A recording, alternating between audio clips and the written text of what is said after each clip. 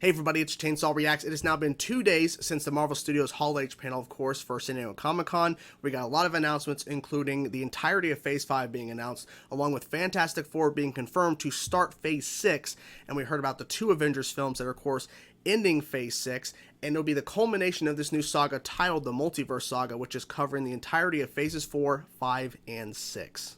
In case you missed it, myself and Andy, my co-host of In This Multiverse, live on the channel every single Friday. Make sure you're there every single Friday watching the show. We did a special live stream on Saturday reacting to the entirety of the panel. You guys can see that video on the channel or go to the description of this video or in the pinned comment by me to see all those reactions. But I wanted to make this video specifically talking about more of my thoughts about these announcements and what I think this means overall for the MCU moving forward and what it means in terms of the phase it's currently in when it starts. Okay, so let's dive into Phase 5. So as we have it listed here, we of course have Ant-Man and the Wasp, Quantumania, Secret Invasion, Guardians of the Galaxy Volume 3, Echo, Loki Season 2, The Marvels, Blade, Ironheart, Agatha Coven of Chaos, subtitle change there, Daredevil Born Again, Captain America New World Order, and what is not shown here is the culmination of Phase 5, which will be the Thunderbolts. This is a very interesting slate for a number of reasons. Number one, Quantumania is introducing us officially to Kang. Of course, Loki Season 1 gave us a version, a variant,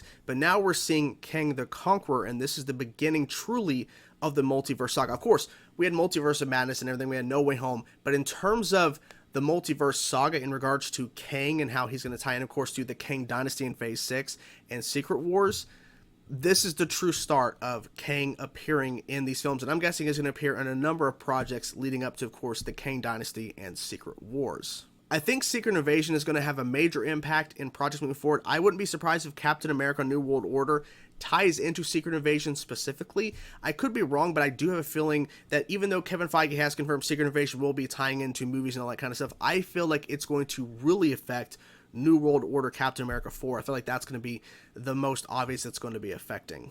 Out of these projects, the one I'm still kind of wondering, like, what impact is it going to have in the overall MCU is Echo. Now, we do know that Vincent D'Onofrio and Charlie Cox, as of course Kingpin and Daredevil, are going to be in Echo. But what is the actual character herself, like Echo, like what impact is she going to have in the overall MCU? I'm not really sure. But maybe there's more to this than we understand. Maybe there's something more significant we're not really seeing right now. Ironheart is a big question, and I feel like they're going to use her more frequently. Of course, she's going to be first appearing in Black Panther Wakanda Forever, but I feel like she's going to have a major lasting impact in the MCU, more than I think we realize. I'm not saying that she's going to be taking over the Iron Man spot, but I feel like she's going to have a significant role leading into, of course, Black Panther Wakanda Forever, Ironheart, and then later on into like Phase 6 and even further on to that. Obviously, subtitle doesn't really matter too much in terms of meaning, but Coven of Chaos, the change there for Agatha, that's interesting. I feel like Agatha Harkness is going to play a major role, I think, in this phase, because they would not give her a show unless there's a particular purpose to it, and I feel like she might play an important role in one of the Avengers films. I could be wrong, it could be something else, like maybe Thunderbolts, but I think it might be something more than just that. With 18 episodes, with Daredevil Born Again, I feel like that is very significant. Now, I theorized before, of course, seeing panel footage, that when they announced 18 episodes, that was going to be 3 seasons, essentially, 6, 12, 18 in terms of episodes, because they traditionally do 6 episodes per season in regards to their shows, but they said 18 and it's the first season, so that's pretty crazy. Like, that's a lot of time and a lot of episodes, unless they're on the 30-minute side per episode. I'm not really sure, but my guess is that's probably the route, because 18 total, like, that's insane in terms of one season. Like I said, it was not listed here, but Thunderbolts being the conclusion of Phase 5, I think is really telling for a number of reasons. Number one, it's not a traditional hero team-up film in a sense of like Phases 1, 2, and 3 having Avengers films, but the fact is it's going to be ending with a film of villains. And I feel like that may have a lasting impact in regards to like the after effects of Thunderbolts going into Phase 6 and even further into whatever the next saga is going to be for Phases 7, 8, 9. Here's what I love about Kevin Feige. He is such a tease. He really is. Because I thought at one point when me and Andy were reacting to the panel live on Saturday, you could see in the video where I pulled up an image similar to this, thinking, okay, he just went through Phase 5, he's going through Phase 6 now. And that was not the case, because he wanted to show you the beginning and the ending of Phase 6, basically the beginning of the end of Multiverse Saga, of course, with Fantastic Four, and the actual ending of the Multiverse Saga with the 2 Avengers films, of course, Kang Dynasty and Secret Wars. But when this popped up, I'm like, holy crap, he's going to go through Phase 6. Of course, he didn't do that. But the fact is, we have a confirmation on a release date as of right now, because, of course, as we know, release dates can change. Fantastic Four is the start of Phase 6. And then, of course, Kang Dynasty and Secret Wars. I'm just still blown away that that's actually real, because, I mean, I get it, because at the end of Phase 3, we had Infinity War and Endgame, a year apart. But the fact is, as of right now, unless things change, we have only months apart from the Kang Dynasty and Secret Wars. And the question is Secret Wars going to be a true, more closely adapted from the comics in terms of its storyline? And my guess is no, I don't think so.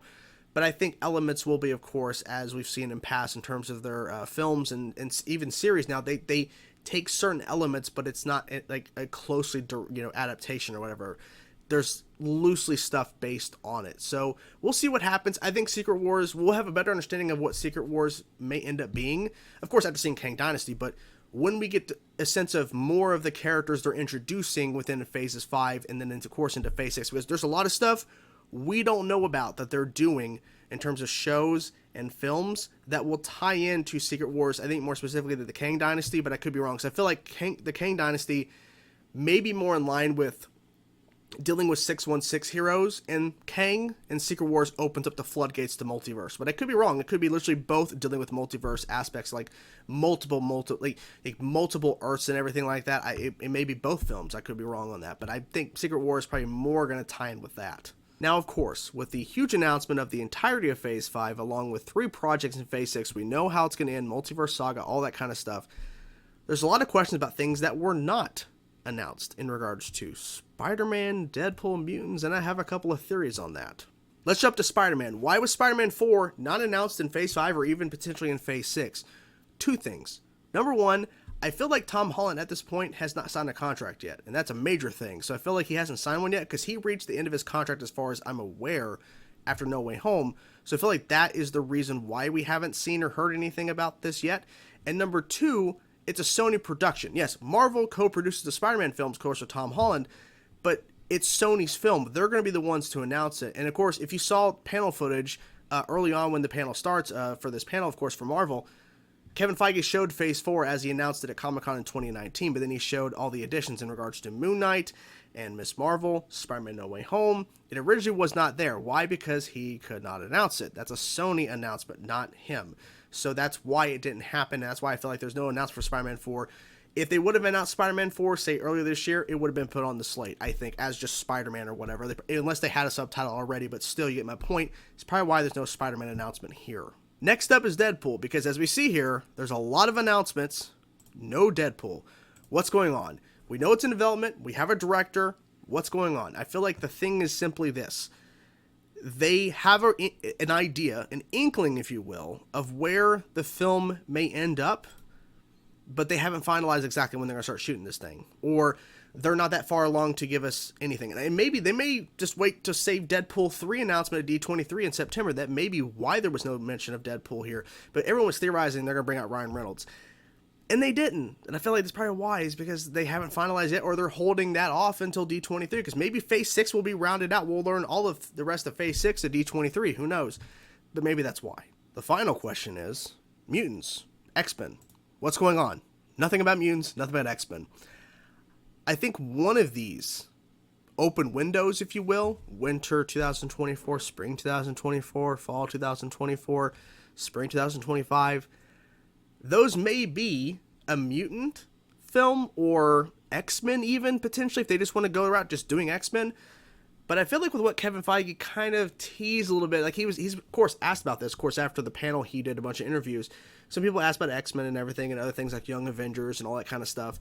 And he was just being kind of, he wasn't really saying too much. I feel that he's going the route of maybe introducing mutants, because as you know, the first official mutant in the MCU is Kamala Khan, Ms. Marvel. That he's going to start using other projects to introduce a mutant here and there. Maybe here's Iceman. He's in this project.